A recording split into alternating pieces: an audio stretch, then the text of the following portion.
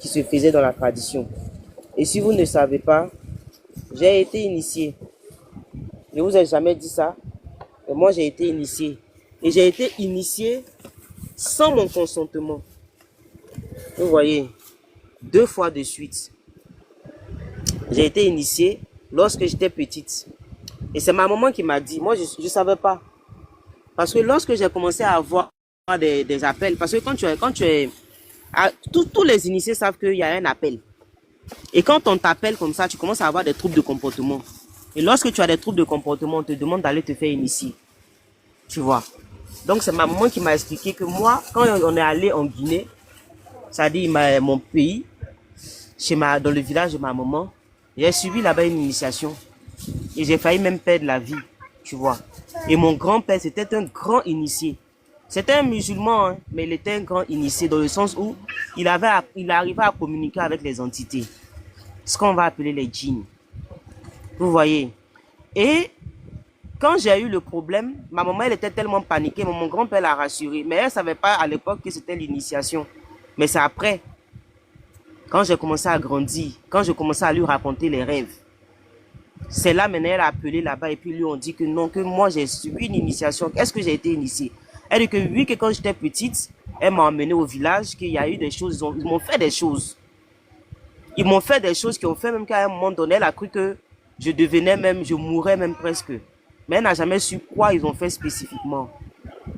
Et qu'elle leur a dit que si je mourais, qu'elle allait se donner la mort, tu vois. Et quand ça a été le cas, mon grand-père lui a dit que non, qu'il n'y a rien de mal. Que ceux qui sont venus me faire ça là, ils vont enlever ça sur moi. Mais ils n'avaient pas enlevé sur moi. Donc je suis resté avec. C'est quand j'ai eu mes règles à 11 ans, que j'ai commencé à faire des rêves. Et ça, c'était l'appel en réalité. Et quand j'ai commencé à faire les rêves, à chaque fois, je faisais toujours les mêmes rêves. Et je ne vais pas raconter mes rêves ici. D'accord? Et je fais aussi des rêves prémonitoires. Donc, j'ai eu des problèmes à un moment donné, d'accord, avec ces rêves-là, parce que quand je me réveillais à chaque fois, ça avait des répercussions dans ma vie. C'est-à-dire que lorsque je rêvais qu'un bœuf m'attaquait ou je tombais, le lendemain, je tombais malade automatiquement. C'est-à-dire un côté sur un côté.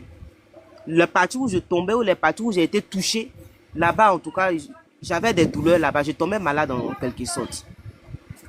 Et c'est là maintenant qu'elle encore, elle s'est renseignée. Et quand elle s'est renseignée, elle a su que non, que moi, j'ai des entités. C'est-à-dire, on m'a donné des entités.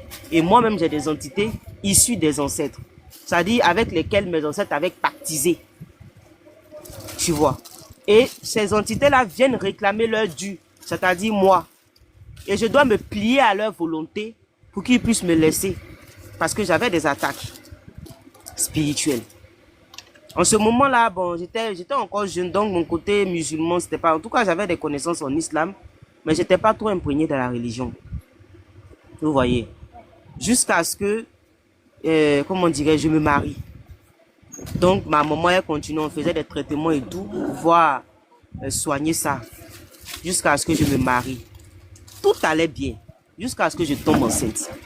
Je suis tombée enceinte une première fois, la grossesse est passée. Je ne savais pas que c'était en rapport avec eux. Hein. Tout ça, je ne sais pas que c'est en rapport avec eux. Donc, c'est ma maman qui sait tout ça. Donc, je suis tombée enceinte, la première grossesse est passée. Et à chaque fois, avant que mes grossesses passent, je fais toujours le rêve. C'est-à-dire, je rêve qu'il y a comme des personnes qui viennent et qui me font des piqûres, qui me font des choses de l'hôpital. Et le lendemain, je vois que voilà, il y a du sang qui sort. Et quand je vais à l'hôpital, on me dit que non, l'enfant n'est plus. C'est là que je suis restée. J'ai fait des traitements à l'hôpital et tout. Parce que moi, en réalité, je n'allais pas trop chez ces gens. Je suis allée là-bas une fois, 2 fois. Chez une dame qui connaissait bien la spiritualité et tout. Je suis allée faire des consultations. J'ai même entendu des djinns parler. Oui, des entités parler. J'ai entendu leur voix. Chez cette dame-là. Mais c'était des choses du genre, tu vas consulter pour connaître l'avenir. Parce que c'est assez amusant. Et c'était amusant pour notre âge de vouloir comprendre tout ça. Et ma grand-mère aussi était dedans. Donc quand ma grand-mère venait à chaque fois chez nous, elle lançait le courrier et puis on regardait. Donc tout ça, je ne savais pas que tout ce que je faisais là à l'époque, j'étais en train de pactiser. Et c'est ça le danger au fait. Parce qu'on te met dans des choses que tu ne peux pas maîtriser, que tu maîtrises pas. Donc, j'ai commencé, ma grand-mère aussi, bon, quand elle venait, elle me tirait les courriers et tout. Elle me disait l'avenir en griffe et tout. Donc, j'avais appris ça. C'était comme un amusement pour moi. Donc, quand je suis mariée avec mes fausses couches, j'ai réussi parce qu'une fois, j'étais tellement désemparée et j'ai fait une prière parce que je n'étais pas trop musulmane, hein, pas que je vous montre. J'étais plus du côté traditionnel parce que j'avais beaucoup recours à ça. J'étais pas assidu à la prière, j'étais même pas intéressé par la religion. Donc, j'étais là et puis, mon mari un jour m'a dit quelque chose, ça m'a touché, ça c'est personnel. Et ça m'a tellement fait mal, j'ai dit que bon, je vais aller prier pour demander à Dieu pardon. Si j'ai fait quelque chose qui fait qu'aujourd'hui je n'arrive pas à concevoir, Seigneur pardonne-moi et permets-moi de concevoir. J'ai fait une prière, j'ai pris mes ablutions, j'ai prié, j'ai pleuré même ce jour-là. Et devinez quoi? Le mois suivant, j'étais enceinte. Mais cette fois-ci, c'était la bonne grossesse, pardon. Donc, j'ai mené ma grossesse jusqu'à 9 mois. Et c'est là encore que tout va se gâter. C'est pour vous dire que quand les entités, quand ils vous cherchent, si vous n'arrivez pas, aujourd'hui, j'ai tellement de l'expérience que j'arrive à voir les entourloupes. Mais avant, je n'avais pas cette expérience-là. Donc, j'étais enceinte, j'étais à terme. Et un jour, je marchais comme ça. Et il y a un monsieur qui me croise, il me dit, Madame, faut te lever, hein, tu vas aller consulter. Donc ça veut dire que j'avais rompu avec cette pratique-là, mais les entités ont envoyé quelqu'un encore pour que je me reconnecte justement à cette pratique-là. Donc ils m'ont envoyé quelqu'un et ce monsieur-là me dit, Akachi. Le monsieur me dit quoi? Le monsieur me dit que de me lever, d'aller faire consultation, de me lever. Parce que chez nous, en malinké, quand tu dis Wulide, ikanalade wuli kalo. Donc ça veut dire que faut aller consulter. Donc le monsieur m'a dit ça. Il m'a dit Nima wuli kalo. Ikononi. Itera jigi. Donc ça veut dire quoi? Ça veut dire que si je ne me lève pas pour aller consulter, je ne vais pas pouvoir accoucher. C'est parce qu'il y a trop de choses sur moi. Donc quand il m'a dit ça en tant que femme enceinte, j'ai paniqué. Je suis allé expliquer à ma maman. Et j'ai expliqué à l'une de mes cousines qui m'a accompagné quelque part. Et c'est le monsieur là qui va consulter pour moi. Il va me dire plein de choses que je ne vais pas dire ici. Il va me parler même de l'initiation que j'ai subie et tout. Moi, je ne savais pas. Donc, quand il va me dire ça, je lui dis, ok, il n'y a pas de problème. Donc, il va faire des médicaments, je vais me laver. Il va faire des gris-gris pour me donner. Des gris-gris là, je vais les prendre et puis je vais les mettre à la maison. Donc, il m'a donné tout ça et je suis allé mettre à la maison. Donc, j'ai accouché et tout. Et quand j'ai accouché, quelques temps après, je suis retombée enceinte, cette fois-ci encore, de ma deuxième fille. Et c'est là maintenant que les choses vont se compliquer. Parce que quand je vais accoucher de ma deuxième fille, il y aura quelque chose. Ça dit, je vais recevoir un appel, mais cette fois, ce n'est pas un appel des entités. Tu vois. Je suis là en train d'écouter comment dirais-je, le courant et tout. J'écoutais une radio. Et ça diffusait le courant. Et j'ai eu quelque chose dans le cœur. Je me suis dit, est-ce que les pratiques que j'ai fait là, est-ce que c'est bon? C'est là maintenant, j'ai commencé à me renseigner du côté de l'islam et tout. J'ai commencé à me poser beaucoup de questions. En ce moment, je n'étais pas sur les réseaux sociaux. Hein. Tout ça, je vous raconte quand je n'étais même pas sur les réseaux sociaux. Donc, j'ai commencé maintenant à fouiller maintenant concernant l'islam, concernant les djinns, les entités. C'est là maintenant que je vais découvrir c'est quoi les djinns. C'est quoi les entités? Et à l'époque, pardon, la petite est sortie. C'est là maintenant je vais me renseigner. À l'époque, il y a un monsieur qu'on appelle, il y avait les gens de la Rukia. Et c'est là maintenant je vais commencer à me renseigner. Mais qu'est-ce qui va se passer? Tenez-vous bien. Ça dit que les entités avaient tellement de l'influence, ils voulaient tellement garder leur influence sur moi. Ça dit les divinités dont j'ai hérité, dont on m'a initié. Tout le monde qui tenait à ce que je reste. Quand j'ai commencé à me renseigner sur la Rukia, qu'est-ce qui se passe? Ils appellent ma maman directement. Quand je parle d'appel, je ne parle pas d'appel téléphonique. Hein. Ils lui parlent en rêve. Parce que nous, on a cette capacité-là dans la famille. C'est-à-dire, si on a des messages, on a des prémonitions, c'est en rêve. Donc, ma maman va m'appeler pour me dire, toi là, est-ce que tu as entrepris de faire quelque chose récemment? C'est là que je lui ai dit que effectivement j'ai entrepris de faire la Rukia. d'apprendre ce que c'est que la rukia. Parce que je sens que j'ai des entités. Je sens que je suis influencé par ces entités-là parce que je ne suis pas à l'aise dans ma maison. Celle-là me dit qu'elle a reçu un message, que les entités disent que si je m'en vais, si j'entreprends réellement de faire ça, qu'ils vont me mener la vie dure. Qu'ils vont même mener la vie dure à ma descendance. Ça, c'était des menaces. Et quand maman m'a dit ça à l'époque, je ne leur avais même pas dit que je faisais... Parce qu'on n'est même pas dans le même endroit. Elle est de l'autre côté, moi je suis de l'autre côté. Donc je me dis, mais s'ils sont allés jusqu'à dire à ma maman qu'il ne faut pas que je fasse, c'est que si je fais, il y a un pied dedans. Moi, c'est comme ça que je réfléchissais. Et c'est là que je prends le gris-gris que le monsieur m'avait donné, je prends pour aller jeter. Et c'était là l'erreur que je ne devais pas faire. Parce que je n'ai pas pris le temps de défaire, je n'ai pas pris le temps, je n'ai pas fait le protocole qui faisait que justement, tu pouvais défaire sans danger. Donc j'ai pris les gris-gris, j'ai pris tout ce qu'on m'a donné, tout ce qui est traditionnel, comment dirais-je, du shirk, j'ai pris tout pour aller jeter. Et c'est là maintenant que tout va commencer. Ça dit, c'est la guerre. C'était la guerre avec les entités. La guerre avec les divinités, ce que vous appelez divinités là. Une guerre qui va durer de 2016 jusqu'en 2020, parce que jusqu'en 2022-2023. Donc presque 6 ans de guerre avec ces entités-là. Je suis passé par toutes les phases. Toutes les phases. Vous savez que tout ce que vous imaginez, crise de possession, crise de nerfs, colère. Je n'arrivais plus à gérer mes émotions.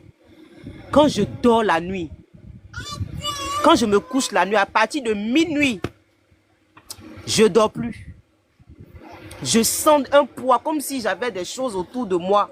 Je sens que ma poitrine se presse. Je ne peux pas dormir. Et ma petite fille, celle qui me suit, celle qui suit la première, elle aussi pareil. Elle commence à pleurer pour rien. Tu lui donnes tout, elle ne veut pas. Et c'est là que je sens que les entités, ils sont là. Mon mari, il a beaucoup souffert à cause de ça, ces entités-là. Mais il a tenu bon. Il a été là pour moi, franchement. Toutes les phases que vous pouvez vous imaginer. Des was-was. C'est pourquoi des fois, quand je vois certains kémites, ça dit leur imagination, quand tu vois leur manière de réfléchir sur certains textes, leur manière de réfléchir, leur manière de calomnier, je ne leur en veux pas parce que ce sont des gens qui sont habités et qui ne savent pas qu'ils sont habités. Parce que quand ça te fait, ça te met des choses en tête, des choses qui ne sont pas réelles. Et c'est ce que le blanc va appeler peut-être schizophrénie. Ils vont mettre des noms scientifiques dessus pour faire croire que non, ce sont des choses qui sont purement d'accord, explicables par la science. Mais en réalité, tout ça, c'est des crises, des trucs de possession. En Afrique, tout le monde sait ça. C'est les blancs qui veulent mettre des thèmes techniques dessus. Donc, j'ai subi ça. En plus de ça, des fausses couches à répétition. Des fausses couches à répétition. Je tombe enceinte. Je rêve. On me tabasse. On tape mon ventre. Le lendemain, la grossesse est partie. Jusqu'à celui qui faisait même mon échographie. Ce gars-là, un jour, je vous jure que le monsieur, il a pleuré. Parce que j'avais le même échographe. Et à chaque fois que je faisais les fausses couches, quand je partais chez lui, quand il regardait, il avait même peur de me donner le résultat. Yako, Reine, tu veux d'abord faire une pause? Oui, s'il te plaît, fais une pause. C'est la pause de 5 minutes. Je mens. Amazon, toi et même si toi, tu n'as pas subi ça, je souhaite que ta descendance subisse tout ce que j'ai subi là. D'accord? Si c'est vrai que tu dis que c'est faux, que Dieu fasse que ta descendance expérimente. Vous ne pouvez pas nous mettre mais ma chérie, qu'on a expérimenté, qu'on estime que c'est mauvais. Et moi, ma je te dis chérie, ça, ma je lui dis chérie. ça parce que si elle pense que moi, je suis en train de venir m'asseoir pour mentir là, quand ça, elle-même, elle va vivre ça, ou bien quelqu'un de proche va vivre ça, elle n'a qu'à se souvenir très bien de ce que je viens de dire, j'ai dit dans ce live-là. C'est tout ce que moi je dis. Parce que quand tu dis que l'autre ment, quand tu dis que l'autre, ça veut dire que Dieu même va te faire subir. La nature qu'elle pense là, elle croit là, ça va la faire subir ça. Ça là même, elle voulait balle les quoi. à En tout elle ou à cas, sa descendance. Donc moi, je vais continuer. Donc, comme je le vas-y. disais, l'échographe, Monsieur Barthélemy, Ala Barthélemy, tapez seulement Ala Barthélemy. Il me connaît très bien. Et à chaque fois, c'est lui qui faisait mes échographies. Et il ne comprenait pas. Lui-même, un jour, il est resté longtemps, 5 minutes, il fait comme ça, il met le truc, il tourne, tourne, tourne, tourne, tourne, tourne, tourne. Il regarde, il ne sait pas comment il va parler. Il dit, madame, franchement, qu'est-ce qui se passe? Est-ce que tu as fait le résus? J'ai dit oui. Est-ce que tu as fait ceci? J'ai dit oui, j'ai tout fait. Il dit, mais lui, il ne comprend pas. Mais pourquoi? Que lui, il ne comprend pas. Je suis quitté là-bas, je suis allé chez combien de gynécologues? Ils ne comprennent pas. Ils ne comprennent pas. Normalement, la grossesse doit se dérouler, mais rien ne va. Je fais 1 mois, 2 mois, 3 mois. Je vais faire l'échographie en espérant entendre un cœur. On me dit, cœur arrêté. Donc, une fois même, tellement que j'ai été traumatisé, je suis resté. Ça dit, normalement, quand on te dit que le cœur a arrêté, tu dois aller subir un curettage. Donc, à chaque fois, je subissais les curetages. Je ne vous dis pas comment c'est douloureux. Ceux qui font avortement doivent être forts. Donc, à chaque fois que je partais faire les curetages, maintenant, une fois, je dis que non, ça, la grossesse, là est là. Ça dit, j'ai fait un déni. Je suis resté avec la grossesse. À un moment, il a failli mourir. C'est parce qu'il y a longue vie. Hein. Si tu as vu la quantité de trucs qui est sorti de moi, ça peut remplir ça. Je reviens de loin. Hein. Donc, c'était juste une parenthèse. Donc, je suis resté comme ça jusqu'à quand j'ai fait mes fausses couches. J'ai dit que bon, finalement, il n'y a pas de problème. Si, et c'est là maintenant la foi a commencé à venir. J'ai dit, mais si ça va passer que j'ai dû faire quelque chose qui n'était pas bien. Donc, je dois me remettre en question.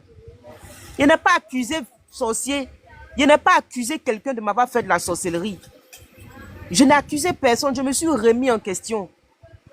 Je me suis dit que même si quelqu'un m'a fait quelque chose, s'il a eu la route pour me faire, c'est que c'est moi-même j'ai ouvert la route. Parce qu'un sorcier, quelqu'un qui est mauvais, il ne peut pas t'atteindre facilement tant que tu es dans ce qui est bon, dans le droit. Donc si je me dis que même si on m'a fait quelque chose, c'est que c'est moi-même j'ai permis à cette chose de m'arriver. Donc je me suis remis en question. Donc je suis resté là, j'ai fait la roukia. J'ai fait comment dirais-je, je me suis retourné réellement dans ma religion, commencé à me concentrer, commencé à me renseigner réellement. Et c'est là maintenant que je rentre en contact avec les athées. Sur Facebook, c'est là que je vais venir sur Internet, je vais aller sur Facebook et tout. C'est dans le cas de la Rokia que je viens sur Facebook d'abord. Mais je vois maintenant les publications des apostats et tout. Et je commence à me reposer des questions. J'ai connu les apostats, les athées, bien avant de connaître les kémites. J'ai connu les apostats, j'ai connu ensuite les raéliens, avant de connaître les kémites. Et je voyais leurs posts. Et c'est grâce à eux que j'ai eu beaucoup de connaissances dans ma religion et beaucoup de connaissances dans l'histoire. Parce qu'à chaque fois que je partais dans les débats avec les athées, ils posaient des questions et à chaque fois j'essayais de trouver des réponses. Et c'est là à chaque fois je me renseigne et j'acquiers de la connaissance. J'ai vu que tout était de la manipulation.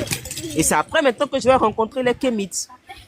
Et les kémites à la base, ils vont dire retour aux sources, retour aux sources. Et même quand je viens sur TikTok, je me fais appeler islamo-kémite. Parce qu'en ce moment-là, j'avais déjà renoué avec la religion. Mais à l'époque, je me disais tout simplement que le kémitisme, c'était le fait de revendiquer son africanité, point barre. Donc, je me suis appelé islamo-kémite. Elle est en train de travailler. Elle est en train de travailler. Il faut aller la donner à l'autre là-bas.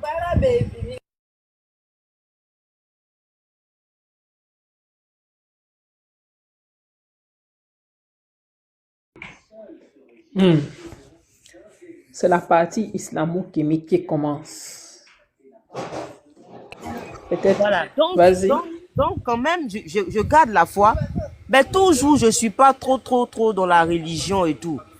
Donc, ça me séduit. Kémite, c'est intéressant. Noir d'abord, quoi, tout ça. Vous savez le discours qui accompagne. Connaître son histoire, être fier de son identité et tout.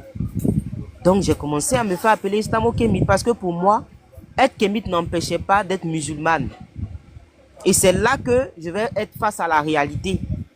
Parce que quand je vais venir sur TikTok ici, et quand je vais dire aux gens que je suis islamo-kémite, quand je vais, c'est les musulmans, parce que les musulmans qui étaient sur TikTok, les Edo, les chocolats, ils étaient tous là, Elré, tout cela était là.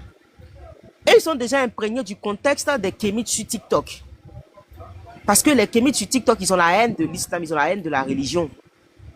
Donc eux, ils m'ont dit, mais tu ne peux pas te faire appeler islamo-kémite dans le sens où les kémites détestent l'islam. Et les kémites aussi disent que je ne peux pas me faire appeler islamo-kémite. Je ne peux pas être musulmane et kémite. Il faut que je choisisse. Soit je suis musulmane, soit je suis kémite. J'ai dit, mais c'est quoi la définition de kémite finalement? Et c'est là on me dit que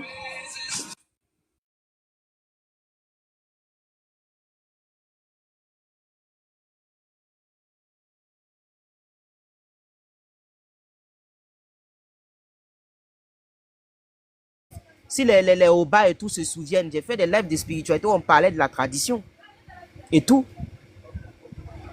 Et c'est là maintenant je me suis rendu compte que les gens voulaient me ramener finalement à quelque chose qui m'avait fait beaucoup de mal. Parce que quand on me dit que non, être kémite, c'est être dans la tradition. Et même pas que dans la tradition, parce que la tradition englobe beaucoup de choses. Parce que moi, je leur dis que si c'est le volet de tradition, où on va dans nos coutumes, dans les mariages, les cérémonies, tout ce qui est culturel, il n'y a pas de souci. Mais on voulait que je retourne, on dit que ce que l'islam appelle shirk là, c'est ça là qui est ma tradition, que c'est à ça que je dois retourner. C'est là que j'ai dit, mais moi j'ai trop d'expérience avec ma tradition pour dire, cette tradition que vous voulez que je retourne là, moi j'ai trop d'expérience pour dire que je vais retourner dedans. Je commence à peine à sortir de cette affaire là où j'étais pris, je dirais que j'étais la porte même d'entrée des entités. Je suis en train de fermer les portes qu'ils ont mis dans moi et vous voulez que je retourne encore dans ça pour réouvrir ces portes là. C'est là que j'ai dit non, ça ne va pas passer. Et j'ai commencé maintenant à remettre en question toutes les définitions là concernant le kémitisme. Et jusqu'à aujourd'hui, vous ne pouvez pas avoir une seule définition du terme kémite, ce que ça veut dire. Parce qu'eux-mêmes, ils ne savent pas dans quoi ils sont. Tantôt, ils sont kémites, ils ne sont pas dans la tradition, ils soutiennent la tradition, ils soutiennent les traditionalistes. Tantôt, eux-mêmes, ils veulent changer la tradition. Voilà ce qui est le problème de ce mouvement. Donc, à l'époque, je retourne encore à cette époque-là. Comment j'ai réussi justement à m'en sortir. J'ai commencé à me remettre en question, commencer à me faire confiance, c'est-à-dire à mettre ma confiance en moi et à mon créateur. Je me suis dit que tout ce qui m'est arrivé, c'est l'expérience pour que je tire une leçon. Et tant que je n'ai pas tiré de leçon, je vais faire les mêmes erreurs. Et ma maman, elle-même, des fois, quand je lui disais par rapport aux fausses couches, elle me disait, mais est-ce que tu ne veux pas qu'on aille faire on aille prendre des plantes et tout, ou bien on aille chez tu vois un peu, non, chez les traditionalistes pour qu'ils puissent soigner à la traditionnelle. J'ai dit non. J'ai dit, si je repars là-bas, ils vont pactiser encore avec les entités. Ils vont permettre à ces entités-là de reprendre le dessus sur moi, comme ça s'est passé à l'époque. J'ai dit non. J'ai dit, si Dieu a fait que j'ai subi tout ça, c'est que je dois me remettre en question. Je dois tirer des leçons, comme je l'ai dit tantôt. Donc, je commence maintenant à me concentrer réellement sur la religion, mais cette fois, pas en tant que voilà, spectatrice, pas en tant que imitatrice, mais en tant que vraiment, voilà, ce que ma religion dit, ça dit être actrice. D'accord? Donc, j'ai commencé maintenant à me concentrer sur ma religion, à apprendre réellement ma religion, à apprendre ce que c'est. Et c'est là que j'ai compris pourquoi justement il ne faut pas se lier à des entités. Et je comprends le piège dans lequel je suis tombé, dans lequel plusieurs Africains tombent. Et c'est pourquoi on peine à s'en sortir. Parce qu'en réalité, on ouvre beaucoup de portes à ces entités-là. Donc j'ai commencé à être vraiment dans la foi, le fait de se rapprocher qu'à Dieu uniquement, à lui faire confiance, quoi qu'il arrive. J'ai dit à maman, j'ai dit, même si je ne fais plus d'autres enfants, c'est pas grave. Il dit, mais moi, je ne remets plus mes pieds chez ces gens-là. Je lui ai dit ça. Et c'est là maintenant que je vais faire des rêves. Mais cette fois, c'est des rêves qui sont assainis. C'est-à-dire où on ne va pas me bastonner, on ne va pas me frapper, où on ne va pas me faire des choses qui vont avoir des répercussions dans ma vie. Et une fois, je me souviens que j'ai rêvé qu'une dame est venue me dire que maintenant, je suis prête à recevoir maintenant les vrais enseignements. Oui, bonjour. Oui.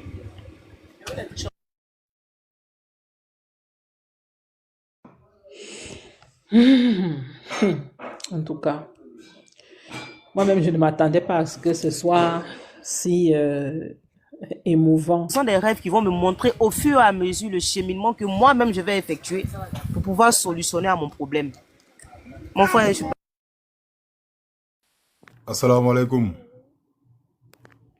Wa alaykoum salam, Khalid. Ouais, ma soeur. Reine, Je suis on monté juste. t'appelle tout le temps, tout le temps, hein. Oui, Ouais, je suis monté. vas-y, Khalid, rapidement. Merci beaucoup, la sœur. En fait, je dis salam alaikum à tout le monde. Je vous salue, les frères et les sœurs. Je suis monté juste pour apporter quelques témoignages par rapport à ce que j'ai entendu et ce que j'ai constaté depuis un certain temps. Je salue le frère Léon Rouge qui est en haut. En fait, façon moi, j'invoque Allah, je prie Allah qui vous sauvegarde, qui vous protège et qui vous fortifie, qui vous sécurise en fait, vous et vos familles et toute la Oumma islamique. Parce que ce que la sœur vient de relater là, franchement, moi je dis que c'est quelque chose qu'on doit en fait nous tous enregistrer. On doit tous l'intégrer dans nos mémoires. Parce que c'est des faits. C'est des faits. Ce que Rennes a vécu, franchement, c'est un cheminement très, très, très lourd et très, très, très difficile. C'est, comment ça s'appelle encore? On dit, quand Allah veut, quand Allah t'aime et t'éprouve, c'est une épreuve que la reine a passée. Parce que peut-être que ces entités-là avaient vu, en fait, qu'elle allait leur poser des problèmes et qu'ils ont voulu éteindre son étoile. C'est comme ça qu'ils font. En tout cas, la reine, moi, je t'apporte mon témoignage. J'invoque Allah à ton profit, à tes enfants, à ta famille, à ta descendance. Qu'Allah te protège. Parce que franchement, la reine, on a tous vu les combats que tu mènes depuis un certain temps. Toi et toutes les sœurs qui sont dans le panel, et les frères aussi. En fait, j'oublie personne. Mais quand tu cites, forcément, tu vas oublier. Du coup, j'oublie personne. Vous tous, autant que vous êtes, les sœurs et les frères. Moi, j'invoque Allah qui vous protège, qui vous fortifie, qui augmente en fait votre connaissance dans la religion. Parce que vous, l'islam peut compter sur vous. L'islam peut compter sur vous. Moi, je vais aller plus loin même. Moi, je sais que si vous étiez à l'époque du prophète, sallallahu alayhi wa sallam, vous serez des compagnons. Parce que c'est aujourd'hui, c'est encore plus difficile aujourd'hui de vivre sa religion. Mais non seulement vous la vivez, mais vous êtes dans le combat pour la préservation de la religion, qui est rien d'autre que des valeurs humaines. Les vraies valeurs humaines sont dans l'islam. Ils sont nulle part ailleurs. Donc, moi, je suis monté juste pour faire ce témoignage et de vous inciter à continuer. Les épreuves sont devant. Il y aura toujours des épreuves. Mais juste, il faut savoir que c'est ces épreuves-là qui nous élèvent, en fait. C'est ces épreuves-là qui nous rapprochent de notre Créateur, qui nous rapprochent d'Allah, et qui font demain, quand on sera tous devant notre Créateur, le jour du jugement, on sera aussi élevé à ce moment-là. En tout cas, je vous encourage, je vous suis tout le temps, toujours, même au boulot, j'allume mon téléphone, j'écoute vos panels. Voilà, vous faites un travail. Mais franchement, le prophète Sam, quand il a pleuré pour ces gens qui allaient venir dans le futur et qui allaient être amoureux de lui, qui allaient l'aimer comme si ils l'ont vu, moi je dis que c'était vous, c'était à cause de vous que le prophète Sam avait pleuré. C'était vous. Le prophète Sam, il parlait de vous. Donc les frères, ne prenez pas ce combat pour quelque chose de léger. Non, c'est très, très, très, très sérieux ce que vous êtes en train de faire. En tout cas, c'est tout ce que je voulais dire. Je vous encourage. Frère Lyon. Merci beaucoup. Merci mon frère, merci. Voilà, c'est un frère sénégalais, il s'appelle Khalid. Lui aussi, il fait un excellent boulot pour aller rapidement, pour laisser Rennes continuer son témoignage.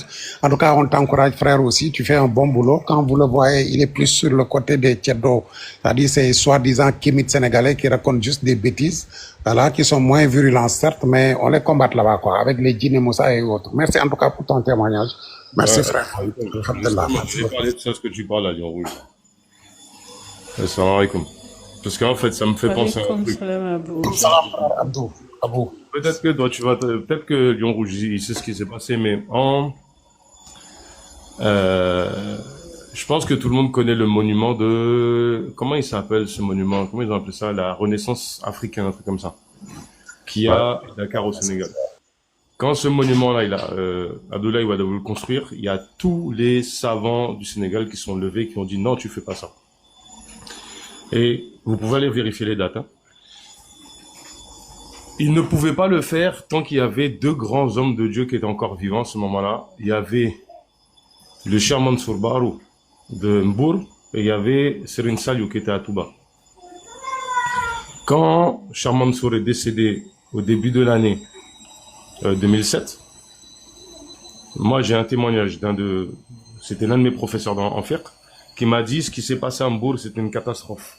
Toutes les entités, parce que vous savez, les grands hommes de Dieu, Allah Ta'ala, pour un certain nombre d'entre eux, il met les djinns sous leur domination. Ce qui fait que il y a plein de choses qu'ils ne peuvent plus faire. Et il m'a dit qu'à ce moment-là, à Mbour... Le frère Abou, Ouais. s'il te plaît, mon frère, est-ce qu'on peut laisser Reine continuer son d'accord, parce qu'elle dit oui, qu'elle n'avait pas fini. Voilà, elle finit et puis après on pourra commenter. Vas-y, Reine. Ok, Reine. donc, oui, je suis là. Maman, excusez-moi, comme je suis au travail, donc c'est pas facile. Il n'y a Donc, pas de problème, ma belle. Voilà. Donc, je vais faire un rêve, d'accord, parce que je commence à prier, je commence à avoir confiance en moi-même, je vais pas prendre des entités, je vais pas, c'est-à-dire, je vais me délier de tout ce qui va me déconcentrer, quoi, dans ma vie spirituelle. Donc, je vais commencer à fermer moi-même les portes, parce que oui, on peut fermer les portes, parce que franchement, c'était devenu incontrôlable, parce que une fois que les portes sont ouvertes, sachez que les entités peuvent prendre possession de vous à un tel point que, arrivé à un moment donné, vous switchez de personnalité. D'accord? C'est pourquoi on rencontre des gens qui sont fous. Et les blancs vont dire tu es dépressif. Non. Mon frère, il faut venir en Afrique ici. On va te donner les vrais termes. Et même les traditionnalistes, le traditionnaliste initié qui m'écoute, il saura de quoi je parle. Voilà. Donc, je vais faire un rêve où il y a une dame qui va venir me dire que je suis maintenant prête à recevoir maintenant mon traitement. C'est-à-dire ce qui allait me permettre de me traiter par rapport à mon problème de conception. Donc ça, c'est un premier rêve que je vais faire. Maintenant, un autre jour, je vais rêver que ils vont me montrer un médicament, d'accord? Et puis ils vont me dire ils vont me dire de chercher ça. Je ne sais pas ce que c'est, je sais même pas, je sais pas comment je vais qualifier. En tout cas, pour moi, ça peut pas être des djinns ou de mauvaises entités. Parce qu'ils vont me donner le nom d'un médicament, ils vont me dire que c'est ça qui peut traiter ma maladie. Donc je vais chercher des écorces.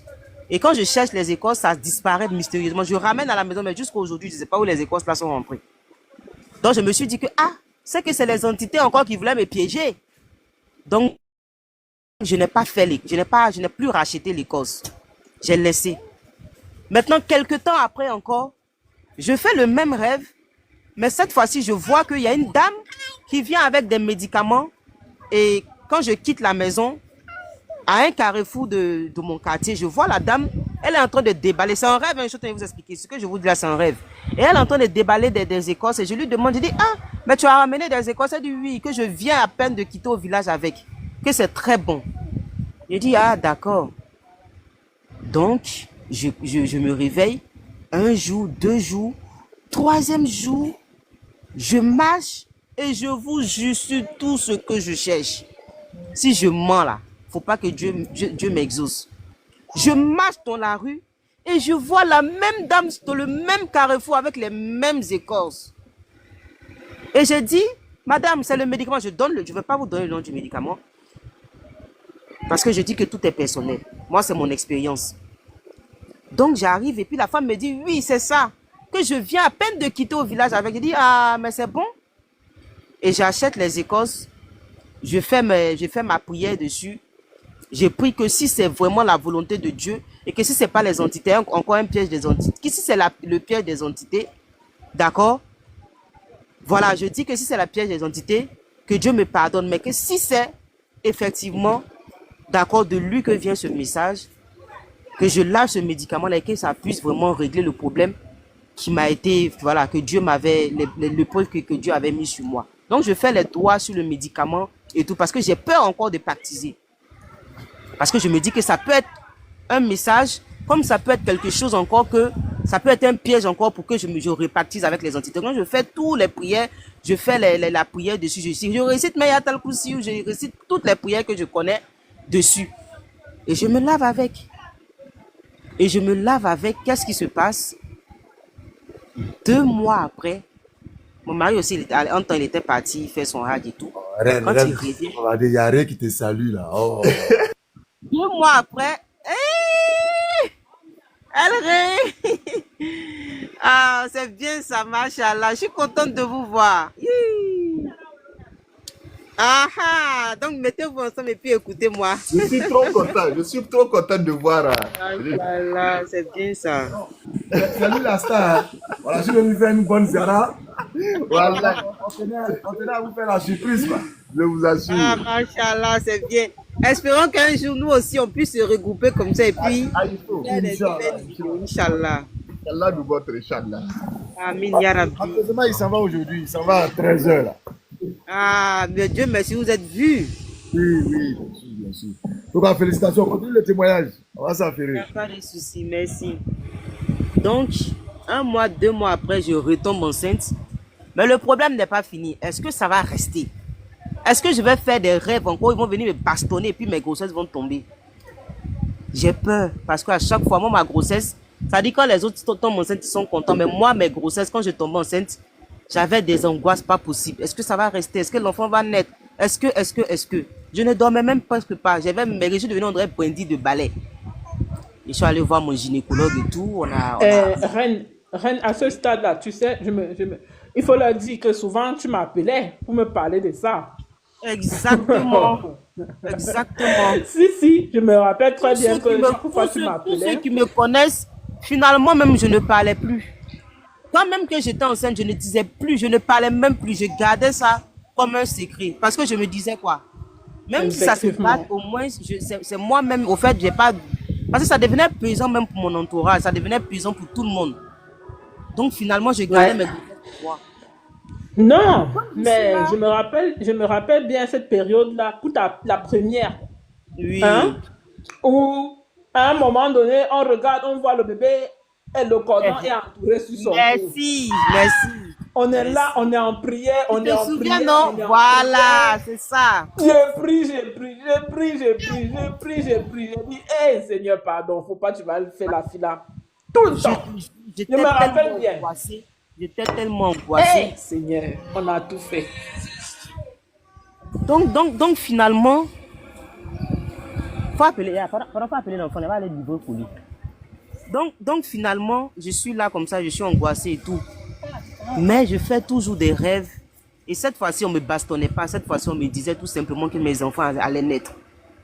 Parce qu'à chaque fois, je voyais des gens me donner des bébés. Et on me donne un enfant d'attraper. Tu vois. On me donne un bébé. Et à chaque fois, j'avais toujours le sexe en avant. Je savais toujours ce que j'allais mettre au monde. Tu vois. Donc c'est là maintenant, je suis resté comme ça. J'ai repris espoir, j'ai repris goût à la vie. Et jusqu'à ce que je fasse bien les 9 mois. Et que j'accouche de l'avant-dernière. Celle qui est en train de courir comme ça là. Donc c'est là j'ai accouché. Et puis 3 mois après encore, je suis retombée enceinte. Et j'ai accouché encore la dernière que vous entendez gazouiller comment dirais-je, en bas quand je parle. Vous voyez? Donc j'ai fait...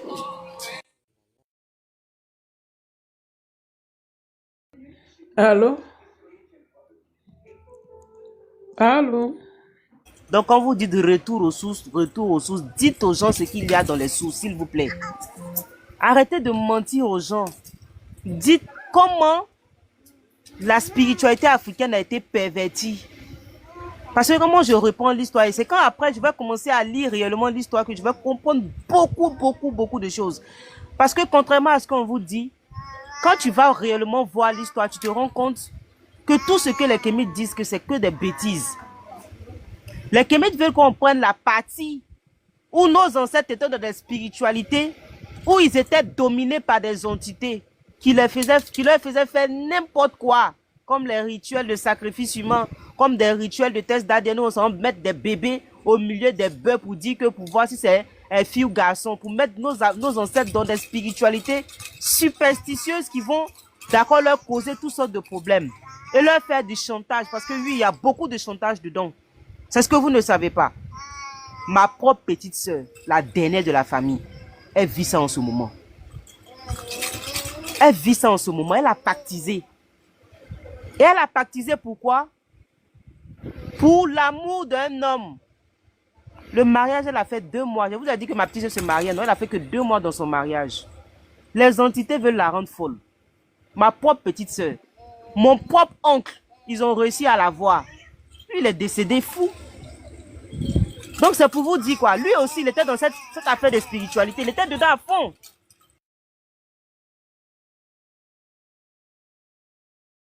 C'est pour ça. Vous n'êtes dans ta spiritualité ancestrale. Vous ne savez même pas. Aucun d'entre vous n'est initié. Vous ne savez pas ce qu'il y a dedans. C'est du chantage. Une fois que tu mets le pied dedans, maman Amour, il y a du bruit chez toi. Une fois que tu mets le pied dedans, c'est pas facile que tu... Moi, je me demande jusqu'aujourd'hui comment j'ai fait pour sortir de là. Non, je ne dois même pas me demander. C'est grâce à justement ma foi. Grâce à ce en quoi je crois.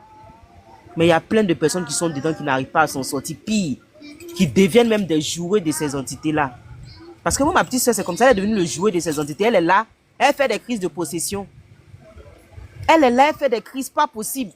Elle est dans toutes sortes de problèmes.